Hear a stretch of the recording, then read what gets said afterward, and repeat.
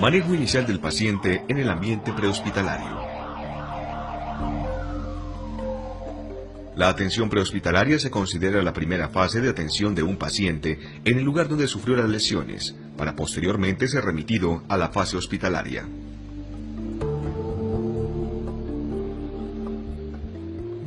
La primera atención es vital para una mejor sobrevida de las personas afectadas y para evitar complicaciones y lesiones mayores. Para la atención de un paciente con trauma en el ambiente prehospitalario, usted debe identificar rápidamente todo aquello que pueda poner en peligro la vida del paciente. Las lesiones más frecuentes que ponen en peligro su vida son problemas de permeabilidad de la vía aérea, inestabilidad de la columna cervical, dificultad respiratoria y trastornos circulatorios. Los pasos del A, B, C, D, E se harán con el paciente de forma secuencial, resolviendo los problemas a medida que se van encontrando, antes de avanzar al siguiente paso. Inspección general. Rápidamente establezca una condición general del paciente a medida que se van acercando. Evalúe respiración, circulación y su estado neurológico. Observe si se está movilizando, si respira efectivamente, si se sostiene por sí mismo. Identifique cualquier problema externo o grandes deformidades. Una vez al lado del paciente, fije su columna cervical y háblele. Oiga, ¿qué pasó? Esto le permite chequear rápidamente nivel de conciencia, ventilación y pulso. Simultáneamente puede sentir la temperatura y humedad de la piel. Si está consciente, pregunte, ¿dónde le duele? Mientras está chequeando el color de la piel y el rango de llenado capilar. La respuesta del paciente va a indicar la localización del dolor y también puede ayudar a identificar los puntos más cercanos a las lesiones y su estado neurológico. Una vez cerciorado de la condición del paciente, puede completar el examen primario a menos que exista una complicación que requiera de mayor cuidado, evaluación o tratamiento. Los pasos involucrados en la evaluación primaria y que siguen un orden prioritario son los siguientes. A. Manejo de la vía aérea con control de columna cervical. B. Respiración o ventilación. C. Circulación y control de hemorragias.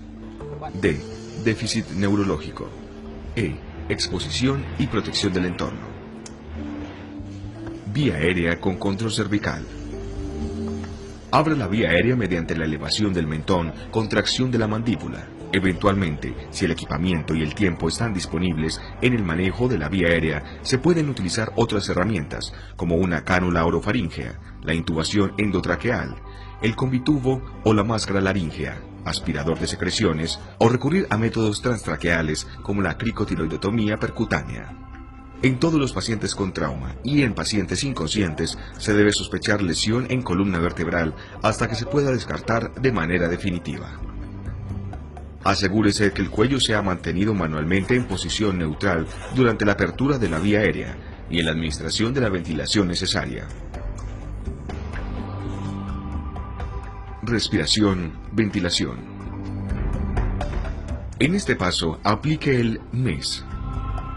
M. Mire rápidamente la expansión o elevación torácica. E. Escuche si el paciente habla o si percibe intercambio de gases u otros ruidos. S. Sienta el aliento del paciente que sale de su boca cuando éste aspira. Chequee si el paciente está respirando entre 7 y 10 segundos. Si la respiración no estuviese presente, detenga la evaluación y administre ventilación inmediatamente. Si el paciente está respirando, estime la eficacia de la frecuencia y profundidad de la respiración para determinar si el paciente está movilizando aire suficiente. Circulación y control de hemorragias. En este paso, la determinación exacta del pulso no es necesaria, pero sí dónde se siente, sea a nivel periférico o a nivel central.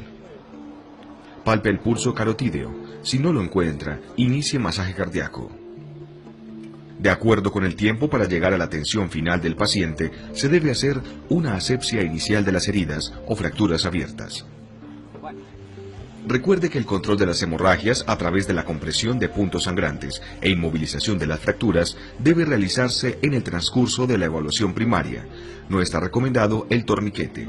Procure asegurar 1 o 2 accesos periféricos venosos, sobre todo en pacientes con trauma severo. Estado neurológico. Evalúe el nivel de conciencia de su paciente mediante la aplicación de un estímulo o sonido. También describa la respuesta del paciente mediante el uso del acrónico AVDI, que quiere decir A, alerta; V, responde a estímulos verbales; D, responde a estímulos dolorosos; y inconsciente. Durante el examen debe determinar la historia del evento, si el paciente perdió la conciencia en algún momento desde que ocurrió la lesión, qué sustancias tóxicas pueden estar involucradas y si el paciente tiene alguna condición preexistente que pudiera haber producido la disminución del nivel de conciencia o un comportamiento o conducta anormal. Las pupilas en esta etapa juegan un papel importante en la evaluación de la función cerebral. Exposición y protección del ambiente. Si en el lugar que se encuentra el paciente puede retirarle las ropas, hágalo. Si no, espere que usted esté dentro de la ambulancia y descubra al paciente. A medida que va evaluando, vuelva a cubrir al paciente para conservar el calor del cuerpo. Solamente las partes necesarias del cuerpo del paciente deberán estar expuestas cuando el paciente esté fuera de la unidad de transporte, tanto para preservar la temperatura del cuerpo como para respetar el pudor del paciente.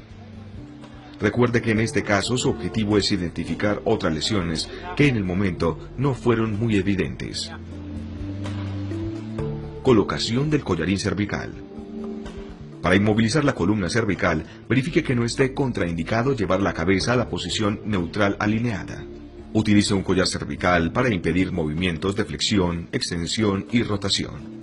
Una persona sostiene la cabeza y otra coloca el collar cervical. Evite soltar la cabeza del paciente hasta que el collar esté completamente fijado. Haga inmovilización manual de la cabeza del paciente, sin tracción y ubicándola en posición neutra. Es importante medir la distancia existente entre la base del cuello y el mentón antes de colocar el collar. Esto puede hacerlo con la palma de la mano apoyada en la base del cuello. Al colocar el collar cervical, despeje la base del cuello lo más que pueda, de tal forma que el apoyo del collar sea firme. Recuerde, lo que haga por un lesionado, hágalo bien hecho.